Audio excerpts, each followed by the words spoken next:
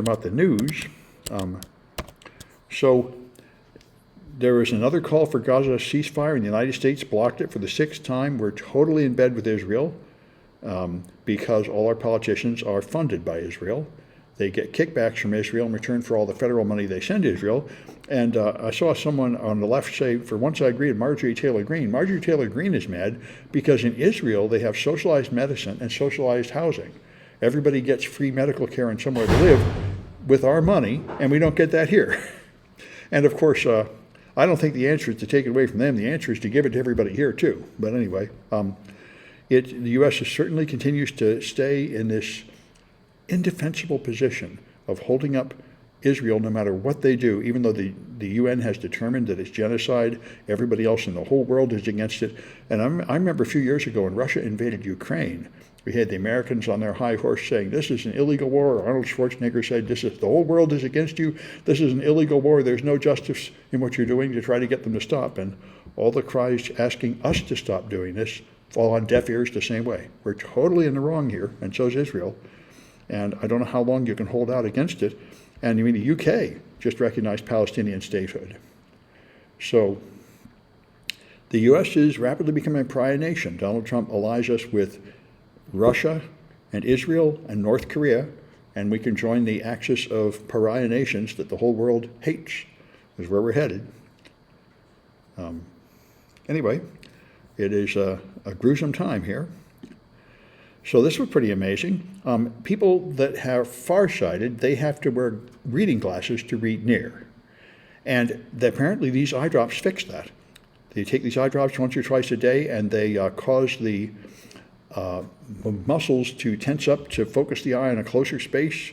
And they say they're very effective. And people use them for like a year, and you don't need the glasses anymore. Just these eye drops fix it. So that's interesting.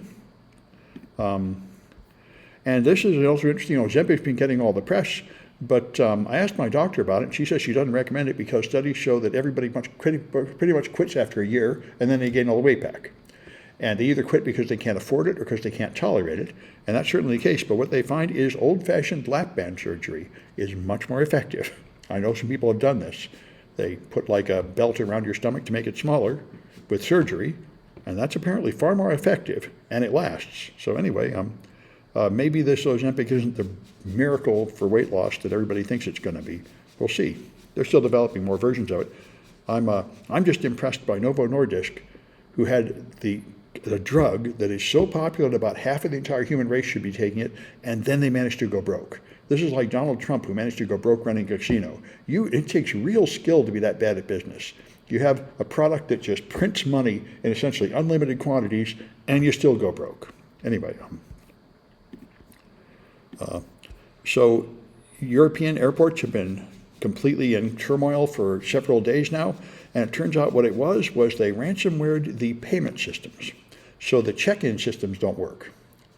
And that's enough to hold everything back. This reminds me of the Colonial Oil pipeline. It froze up all oil, gasoline distribution and oil on the East Coast for about a week several years ago because, again, they froze up the payment terminals. They weren't able to bill people for the oil, and that's what stopped them from sending it. So I've been seeing a few articles about this. The first one said Ruby on Rails is a Japanese product, and it was very popular. I mean, several years ago, I mentioned it in the web hacking course, it was used to make websites, and it's an open source project, so it's just these open source volunteer maintainers, and almost all open source projects have a ton of drama as people fight and scream and yell and rage quit and fork the project and everything. But one guy, about a week ago, kicked all the other developers off, took over, and changed the project to be just run like a monarchy by him. And everybody's screaming and yelling, and it's apparently political.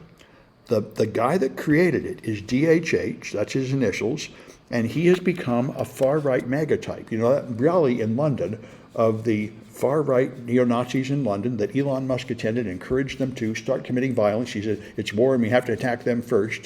There are 150,000 far-rights marching, and he's in that group.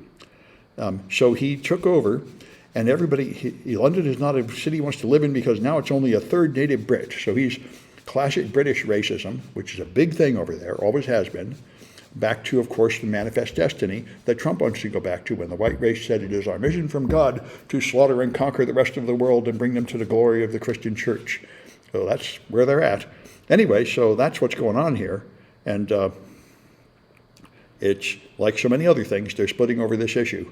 So who knows what's going to happen? Like I say, I don't know anybody using Ruby on Rails anyway. But for the people that do use it, this is a bad thing. And this is the problem with open source projects.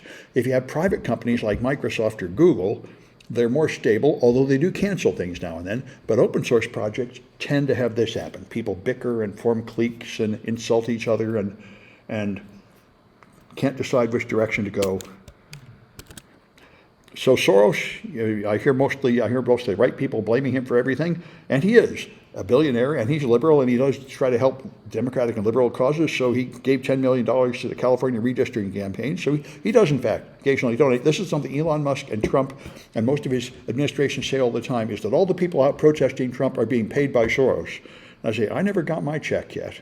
I'm out there every week. Everybody's there. This is a joke. And the real Americans are protesting, but they like to say they're all being secretly funded by Soros. That's their conspiracy theory. He does donate some money to progressive causes, though. So zero-knowledge proofs are very interesting. I covered my cryptography class. They came about, as far as I can tell, because of cryptocurrency, and they're used in Zcash. And this is a way to cryptographically ask a limited question. Now, right now, if you have a medical provider like Kaiser, they have a page that has your whole medical history. And anybody that can log in can see that page. And it's binary. You either can't see it or you can see it. But if you wanted to go and prove, for example, that you are over 18, or that you have taken a COVID vaccine, to get into a bar or to view a website, you might be nice to interrogate your medical history for just that one fact. Is this person over 18? Did this person take a COVID vaccine? And that's what zero-knowledge proofs can do. You can send a cryptographic package to a website that has a bunch of encrypted data, and it will answer just that question and no more information.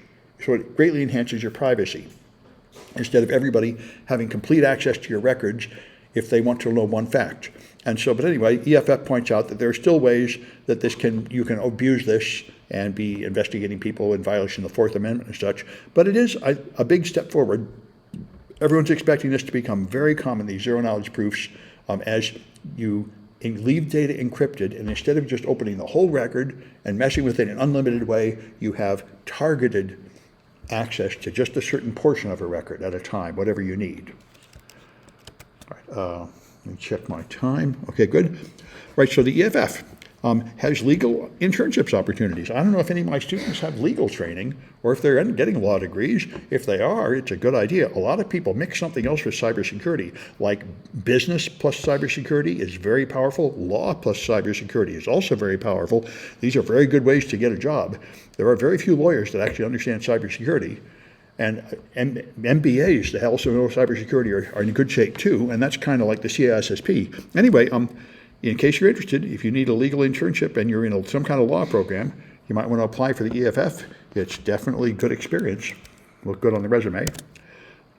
So I'm not living on Windows 11. I quit living on Windows years ago. When they came up with Windows 8, I said, I can't stand it anymore, and I got a Mac. But I do use it as a target to attack. But if you live on it, these guys have some fixes, and these are pretty good fixes to make it less annoying.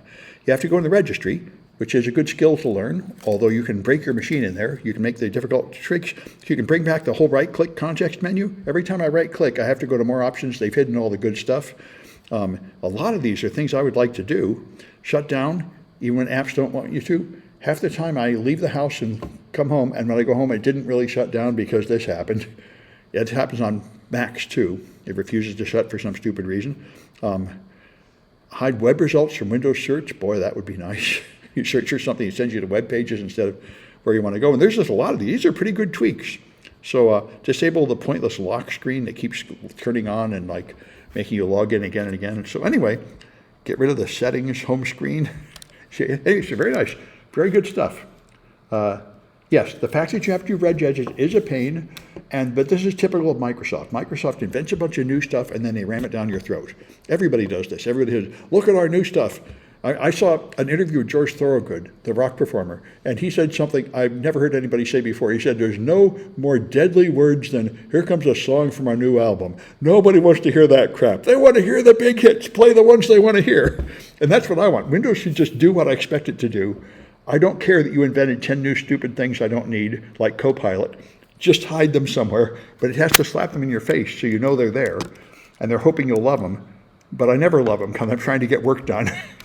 Anyway, so this guy found a vulnerability in Microsoft Entra, which is Microsoft's cloud Active Directory to control access to everything in Azure. And he found a vulnerability where he could get into everybody else's, every other company as global admin because of a flaw in the, and it's been patched. But that's a pretty impressive flaw. There are these undocumented impersonation tokens called actor tokens, and there he was able to trick them into making them believe that he was the domain administrator of other people's domains, which is really, really bad.